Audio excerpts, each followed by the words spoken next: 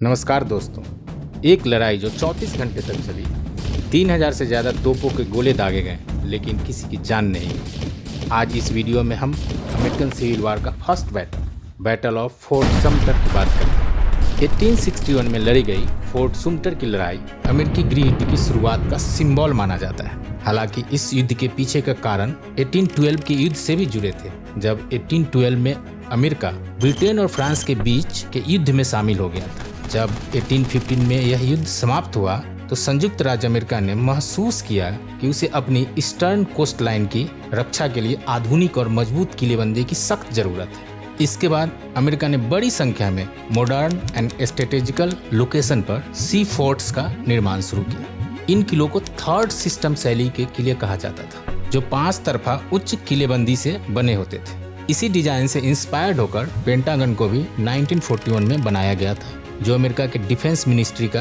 Headquarter है। खैर, इन किले की दीवारों 3 मंजिला और कई फुट मोटी होती थी, जिनमें बड़ी तोपों का भंडार होता था। ऐसा ही एक सी कोस्ट किला था फोर्ट समटर, जिसे चार्ल्सटन हार्बर की रक्षा के लिए साउथ कैरोलिना में बनाया गया था। यह पुराने फोर्ट मोल्ट्री को सपोर्ट करने के लिए बनाया गया था, जो अमेरिकी स्वतंत्रता संग्राम के दौर का एक पुरानी समुद्री किला था। 1829 में फोर्ट समटर का निर्माण शुरू हुआ, लेकिन 20 दिसंबर 1860 में साउथ कैरोलिना के यूनियन अमेरिका से अलग होने तक यह किला पैसे की कमी के कारण अधूरा था। फरवरी 1861 में यूनाइटेड स्टेट्स ऑफ अमेरिका के गठन के बाद फोर्ट समटर में मौजूद यूनियन सेना खुद को अनसेफ एंड हॉस्टाइल महसूस करने लगता है, क्योंकि कैरोलिना स्टेट अब यूनियन अमेरिका के अंडर में नहीं था। फोर्ट के कमांडर ने स्थिति की गंभीरता को पहले ही भांप लिया था और कैरोलिना के यूनियन अमेरिका से अलग होने के ठीक 6 दिन बाद 26 दिसंबर 1860 को उन्होंने मोल्ट्री किले को छोड़कर समटर फोर्ट में अपने सैनिकों को छोटे बोट के थ्रू ट्रांसफर कर दिया। साथ ही मोल्ट्री की छोटी तोपों को भी समटर लाकर वहां की सुरक्षा मजबूत करने की कोशिश की गई। उस समय फोर्ट समटर में 85 सैनिक थे, जिनमें से 8 सैन्य म्यूजिशियन भी थे। आने वाले कुछ महीनों में किले में लगभग 60 तोपें तैनात की गई, लेकिन इतनी संख्या में तोपों को चलाने के लिए पर्याप्त सैनिक नहीं थे। इसके अलावा ज्यादातर तोपें समुद्र की ओर मुंह किए हुए थी, जबकि असली खतरा भूमि से आने वाले कॉन्फेडरेट सेनाओं और तोपखाने से था। कॉन्फेडरेट अमेरिका, जो अमेरिकी यूनियन से अलग होकर एक ग्रुप ऑफ स्टेट्स था, जो 8 फरवरी 1861 को बनाया गया था। फोर्ट समटर, जो चार्ल्सटन हार्बर साउथ कैरोलिना में स्थित था, अभी भी यूनियन अमेरिका के नियंत्रण में था, भले ही कैरोलिना राज्य अलग हो चुका था। मेजर रॉबर्ट एंडरसन, जो कि केंटकी के रहने वाले थे, एक यूनियन अमेरिका के कमांडर थे और उनके कमांड में फोर्ट समटर था। हालांकि 1861 की शुरुआत तक किले में राहत सामग्री यानी खाने की आपूर्ति कम हो गई थी और एंडरसन के सामने कठिन निर्णय था, या तो किला आत्मसमर्पण करे या फिर अतिरिक्त खाद्य सामग्री और राहत आपूर्ति की मदद की उम्मीद करे। राष्ट्रपति अब्राहम लिंकन, जो यूनियन अमेरिका के अधिकार को बनाए रखने के लिए प्रतिबद्ध थे और अलगाव के खिलाफ थे, 4 मार्च 1861 में प्रेसिडेंट लिंकन ने अपने प्रेसिडेंसी इनॉग्रेशन स्पीच में ये साफ कहा था, I had no plans to end slavery in those states where it already existed, but I would not accept secession. I hope to resolve the national crisis without warfare.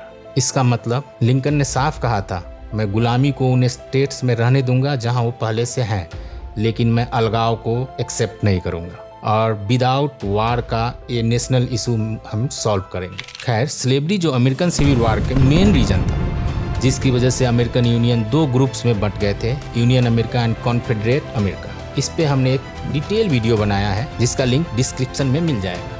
President Lincoln ने किले को फिर से राहत सामग्री की आपूर्ति करने के लिए एक राहत अभियान भेजने का निर्णय लिया और एक शिप के जरिए राहत सामग्री भेजा, जिसे कॉन्फेडरेट द्वारा बॉम्बार्डिंग करके उस शिप को किले तक नहीं पहुंचने दिया गया और कॉन्फेडरेट्स ने इसे यूनियन के द्वारा युद्ध के लिए उकसावे के रूप में देखा। कॉन्फेडरेट राष्ट्रपति जेफरसन डेविस के आदेश पर जनरल पीजीटी ब्यूरेगार्ड, जो एक कुशल और जोशीले कॉन्फेडरेट कमांडर थे, ने किले के आत्मसमर्पण की मांग की। General PT Beauregard waste point में कभी रॉबर्ट एंडरसन के छात्र रह चुके थे। खैर, 11 अप्रैल 1861 को ब्यूरेगार्ड ने औपचारिक रूप से आत्मसमर्पण की मांग की, लेकिन समटर पोर्ट के कमांडर रॉबर्ट एंडरसन अपनी कमजोर स्थिति से वाकिफ होते हुए भी उन्होंने इनकार कर दिया। 12 अप्रैल 1861 की सुबह 4:30 बजे कॉन्फेडरेट बलों ने फोर्ट सुम्टर पर गोलाबारी शुरू कर दी। चार्ल्सटन हार्बर के चारों ओर तैनात तोपों ने लगातार 34 घंटे तक किले पर हमला किया और 3000 गोले दागे। एंडरसन और उनके सैनिक, जिनके पास न तो पर्याप्त आपूर्ति थी और न ही पर्याप्त गोला बारूद और न ही पर्याप्त खाना और न ही पर्याप्त सैनिक थी, इस हमले का प्रभावी तरीके से मुकाबला नहीं कर सके। और 13 अप्रैल 1861 को एंडरसन ने महसूस किया कि स्थिति बिल्कुल ही निराशाजनक है और उन्होंने किले को खाली करने पर सहमति व्यक्त कर दी कॉन्फेडरेट के सामने। 14 अप्रैल को आत्मसमर्पण हुआ और आत्मसमर्पण समारोह के दौरान एक दुर्घटना में यूनियन अमेरिका के एक सैनिक की मौत हो गई और 3 अन्य घायल हो गए जब एक चिंगारी से गोला बारूद के ढेर विस्फोट हो गया। कॉन्फेडरेट्स अमेरिका की ओर से कोई हताहत नहीं हुआ और इस प्रकार गृह युद्ध की पहली लड़ाई समाप्त हो गई। फोर्ट सुम्टर के आत्मसमर्पण के बाद 15 अप्रैल 1861 को अब्राहम लिंकन ने कॉन्फेडरेट अमेरिका के विद्रोह को कुचलने के लिए 75,000 स्वयंसेवकों की मांग की। इस कदम ने और भी दक्षिण राज्यों यानी कॉन्फेडरेट अमेरिका राज्यों में, जिनमें वर्जीनिया भी शामिल था, को यूनियन से अलग होने के लिए प्रेरित किया। इस लड़ाई ने आधिकारिक रूप से गृह युद्ध की शुरुआत कर दी, जो अगले 4 वर्षों तक चला और जिसमें 6 लाख से अधिक लोग मारे गए।